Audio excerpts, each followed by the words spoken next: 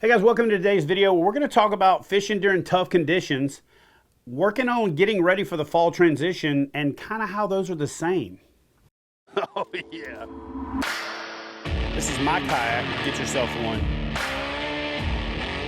Fish on. Yeah. Oh my God. Look at that tank. That's a toad, brother. Golly.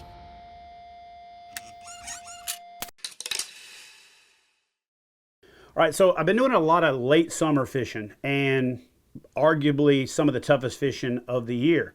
And in doing guided trips, I've been forced to consistently make adjustments. Had a gentleman named Terry Blakesley in from Florida. We did 3 days on the water. Bless his heart, 69 years old. The guy paddled probably 15 miles with me in a couple days, drug his boat through the woods, and was a total trooper. His goal was to catch his personal best. So we obviously had to fish big fish tactics and fish in big fish places. And so because the deep water bite was very difficult, they weren't really pulling water as much. And you guys know that when they're not pulling water, that deep bite is really tough. So I focused on finding some duckweed, some lily pads, and some hydrilla that had topped out for that perfect combination of shade, oxygen, and protection from those eagles and ospreys and avian predators that we have everywhere here in North Alabama, and that you guys probably have, wherever you're fishing.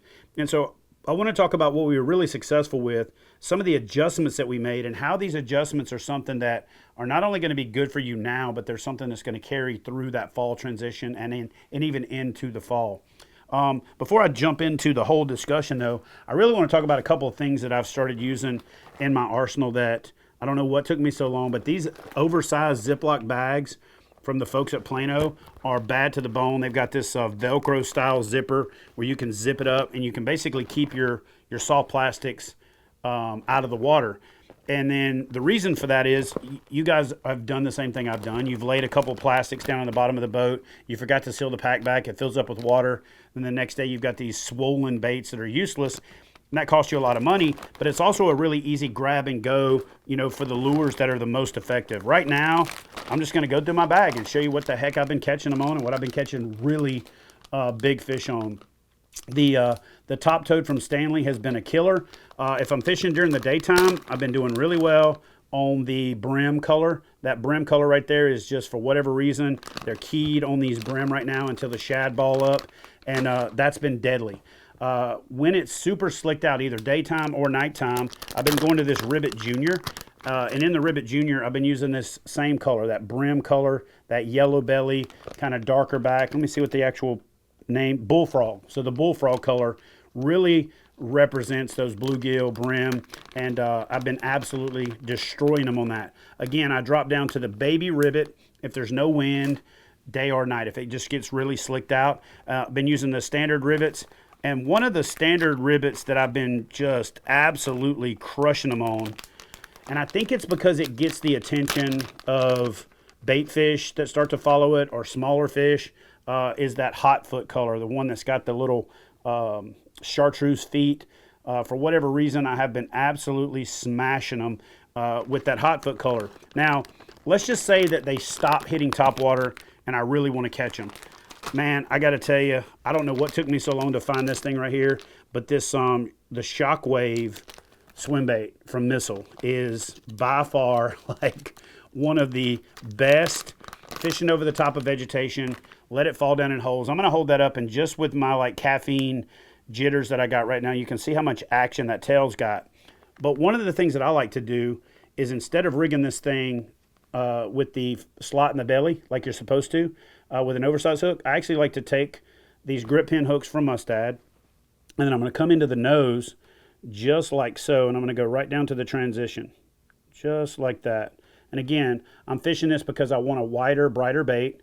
I'm mimicking those shad when they're keying on the shad. I'm going to come out the side of the nose just like that, and I'm going to run it up over that grip pin. What that's going to do is just going to keep that bait from being pulled off of there. Then I'm going to go through the side just like so, but I'm going to go all the way through the bait. I'm not going inside into one flap. You could do that, but I feel like it affects the hookup ratio. And then what I'm doing is I'm just going to barely skin that thing. So what you end up with is a bait that's rigged sideways. So when you kill it, it actually falls and kind of searches as it's falling. but it makes that tail jump around a lot more because it's rigged on its side. And that is such a subtle buzz bait, over the top bait, but it does a lot better in pockets when you're reeling it and one blows up, you can drop it and let them get another shot at it. And it also does a lot better job of just kind of falling down below the surface and catching a lot of fish. So that Shockwave is 100% been absolutely destroying it for me right now. So I love these bags. I think if you're a kayak fisherman, you need them. They keep your baits from getting all jacked up. And then what it also allows me to do is to throw all of my plastics that I jacked up in the bottom down in the bottom of the bag, and then when I get home, I can take those and rebait them and turn them into jig trailers or turn them into chatterbait trailers or something like that. So if you haven't used these dudes right here yet, consider doing so. Another awesome product, which is the exact opposite. This one's not waterproof. This one's more, it doesn't hold water, okay? So if you're worried about it, but these tackle bags from Lakewood Tackle, I'll show you kind of how they work. They are really slick in that they've got these little dividers, but they make the bait bags stand up. And because those bait bags stand up, again, they're not likely to fill up with water. The other thing that I've learned is that over the years, when I use worm binders, I end up smashing too much crap in them. And especially with Z-Man Plastics, when I take them out of the worm binder, I've ended up smashing them flat and I've completely ruined the bait. With these bags, I don't seem to do the same thing. I can see what I need. I don't have to flip through the binder. I can open it up and just kind of flip through it, take out the bag I want, and I've just found that this 1-2 punch of these Lakewood bags thrown inside of my black pack for my excess tackle are phenomenal. I don't have to reach in the black pack to try to fish out a tackle box. I can reach in there, just pull the bag out, grab what I need, put it back, and then with that Ziploc bag, that's the one that I throw under my seat. So that's like my quick grab. I need it right now. This is my backup tackle. And then the other thing in my kind of 1-2-3 punch is this sideline bag from Bonafide has allowed me to take some of the crap that I used to put in my PFD that has a tendency to weigh you down and make your PFD hotter because you got all that weight on your chest. But it also puts all your tools, your pliers, your braided cutters, your extra leader material. It puts everything in one spot. You can also throw a couple of extra plastics in there. And you probably say, and then it's also got a little hook bag on the back to throw all your hooks in. And again, these are the ones that you need quick grab. So I've actually migrated a lot of this stuff out of my PFD. One, so I'm safer if I happen to end up in the water and I don't have all that weight in my PFD trying to get back in the boat. And also it's not as hot when you've got that weight of the PFD, down on your chest. But you're probably saying to yourself, what the heck does how you're storing your tackle have to do with ways to catch fish and making adjustments? Well, here's the reason. If your tackle's organized and easy to get to, you can make those changes easier. You can make those changes faster. You can find what you're looking for. And when you make those adjustments and you start catching fish, you're going to increase your success. I can't tell you how many times I've been out on the water and in the back of my head, I'm like, man, I should probably be throwing something. But it's in the back of my black pack, buried at the bottom. And I'm like, I'll just keep throwing what I'm throwing because, and I'm sure that there's some of you guys out there that can relate. So when I was fishing with Terry, we really were focused heavily on trying to find those fish back in the duckweed. And the great thing about it was I found them exactly where I thought I was going to find them. The problem was they weren't anywhere else, okay? So when I do my research in the fall and the winter and I'm looking for those, when that grass starts to die off, I'm looking for stumps, I'm looking for ditches, I'm looking for things like that. In these 5,000 acres of lily pads and duckweed, there was about 2 acres that produced. And so once you've kind of fished out that 2 acres, you've got to start making adjustments. So we moved out of there, out to the first available channel where the fish are starting to kind of move out. Now, when you say move out, what do you mean? Well, here's what I mean. People think that the fall transition starts as soon as the overnight temperatures start to get low. And it really doesn't. The fall transition starts the first time the day photo period starts to get shorter.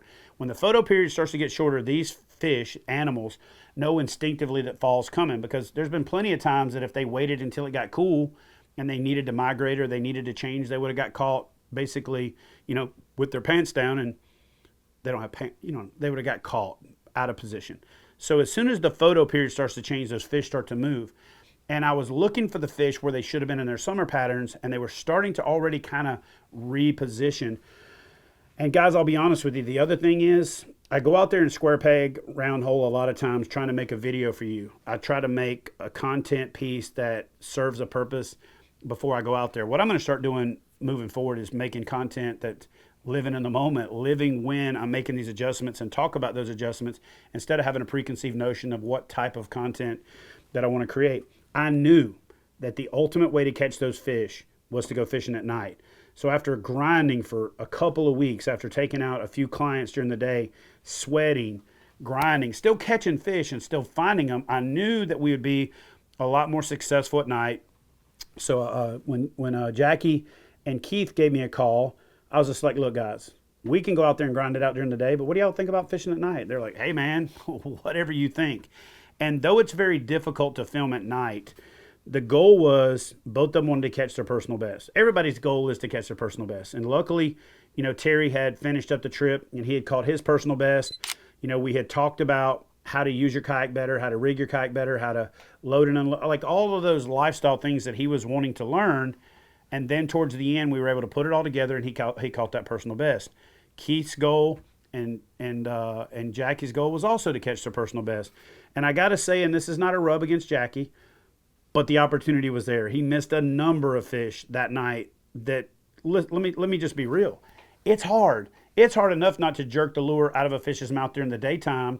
It's twice as hard when it happens at night. And not only does it startle you and it comes out of nowhere, but it's also a whole different dimension. And so Jackie had a couple of opportunities at some really big fish. And the reason I'm saying that is to say that the opportunities at night are there. Up until the turnover is almost finished, you can still go out there and very effectively catch these fish at night. And so we were able to keep grinding, make adjustments, look for the spots where the fish were going to be. And basically, I had figured out during the daytime that they had moved to these isolated mats, and they were staging on these isolated mats in the steeper water because they wanted to be able to get away from these shallow flats as the winter drawdown started and as these shad started to ball up and make their way out of the channels. And so, or to the creek mouths. Knowing all of that, the 1-2 punch of throwing this, the shockwave swim bait and then a frog style bait at night was absolutely deadly. I did experiment a little bit with a Colorado blade spinner bait. I think that does a little bit better in late spring into early summer and late summer into fall. When it gets really hot, I just don't do as well on that. I did catch a 6-pounder on it, but it wasn't effective enough to really say, hey, go out there and throw the spinner bait. I was doing a lot better on the swim baits and on the topwater frog style baits, the ribbits, the horny toads, and the top toads. And I think a lot of that has to do with the fact that we're covering more water. You cover more water, you present to more fish, you get those more active fish. It led to that double-digit bass that I caught a couple weeks ago. And it really boils down to making adjustments, listening to that inner voice and tuning that inner voice. And there is no shortcut for that. The shortcut that everybody wants. What can I do? There is none. It's time on the water. It's observing where the bait is moving to. It's observing where you're catching big fish and trying to figure out, how to duplicate that process. And so for me, one of the biggest adjustments that I made, and the whole purpose of this video is this. I was flat out catching the heck out of them on toads, and I will sometimes go down with the ship because I want to catch them that way. But I had a couple of tough days, and I couldn't catch them. So then I made this adjustment, and after making this adjustment, I started putting tons of numbers in the boat, and I also started putting big fish in the boat. And that was to switch to a fluke. Now, this is the Yamamoto D-Shad, and there's a reason that I like this fluke probably more so than any other fluke out there. One is it is weighted like a Cinco. So it's heavy, it falls. I like the way that this tail, this diamond-shaped tail, kind of rolls and darts at the same time. And the way that I'm fishing this is I'm fishing it on the exact same hook that I'm fishing that shockwave on, but I usually downsize. I'm going to start with a 2/0 and work my way up. And again, this thing has got a fluted belly. All you're going to do is stick the hook in the nose, just like so. Go down until you hit that transition, turn it out, and go over that grip pin keeper, just like so. Take that bait and let that hook lay in there, and then pinch it right where the hook goes through. Come out on the back, and then you're just going to want to slightly texpose it on the back where you just barely skin it into the bait. And that right there is flat deadly. The reason I'm bringing this up is this is not just a summer bait. In fact, everybody fishes Cincos. I'm a Cinco fanatic. This thing works anytime a Senko will work, but it will also work when a Senko doesn't. It's got a little bit more of a darting action to it. If you hold your rod tip up and you twitch reel by basically pulling it and then giving it a slack, it'll walk the dog just like a topwater stick bait, except it's weedless, and you can stop it and let it fall down into the holes. So if there's one adjustment that I would tell you to make late summer, when they're really not blowing topwaters out of the water, they're not chasing oversized swim baits quite yet, is to slow down, cover a lot of water, fish over the top of vegetation, fish the edges of vegetation, and start to throw this thing up shallow on creek channel swings and stuff where there's some wood, because that's where those fish are going to be moving to. So this is an adjustment that I've made as the summer progressed, and I know that this is going to pay me dividends all through the fall. I'm not a big fan of tying a leader with a swivel on it, because I don't want that swivel imparting that extra action in it. So make sure that you throw this, use my braid to leader knot suggestion or an FG knot or something like that, but don't put weight out in front of this, because the action comes from the lure itself. Now, if you're fishing something like a Zoom Super Fluke where it's buoyant and you need that swivel weight, you can throw that on there to kind of do the same thing. But my advice is to pick up some of these D-Shad from Shimano. My favorite two colors is basically this Smoke Shad and then the Tennessee Shad color. Both of those two colors are almost all you need, but the one thing you don't want to overlook is the solid green pumpkin works during the daytime when almost nothing else does in the summertime. So the solid green works up in the pads and the grass when almost nothing else does. I think it kind of represents a bluegill. It looks like a green pumpkin Senko or a black Senko. So these things are absolutely deadly, and they're one of the easiest transitions to make right now to catch more fish. You can fish them shallow, you can fish them deep.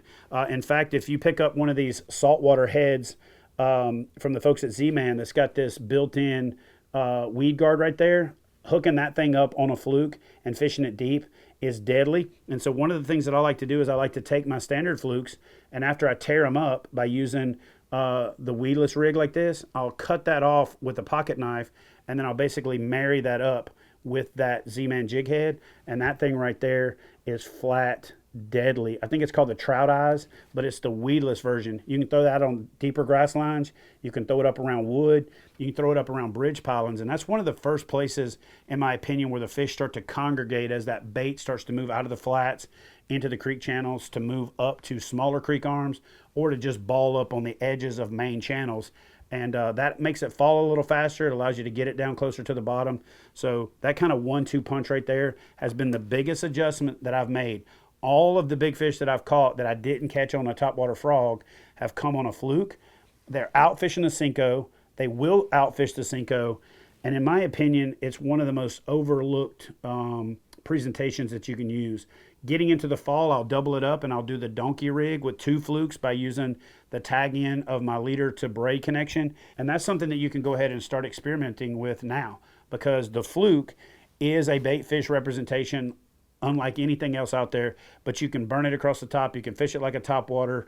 You can just let it fall and dead stick it. I caught a number of good fish by just letting it sit on the bottom. So as we're getting into the late part of the summer, those overnight lows are starting to get a little cooler, but it's not quite, committed to the fall yet. Pick up some of these D-Shad baits from Yamamoto.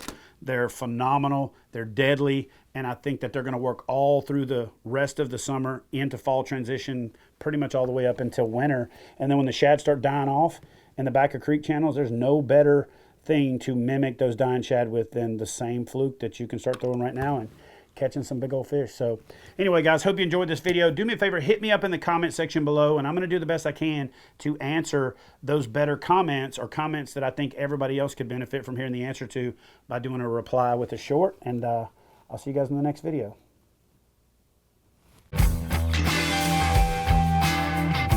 Hey guys, I'm Chad Hoover with Kayak Bass Fishing. If you're looking to get in on the exciting sport of kayak fishing yourself, check out kayakbassfishing.com. Yeah! Boom! Oh yes! What a freaking code. So whether you want to find out more about competitive kayak fishing and kayak fishing tournaments, or just looking to learn more to make yourself a better angler, head over to kayakbassfishing.com and join today.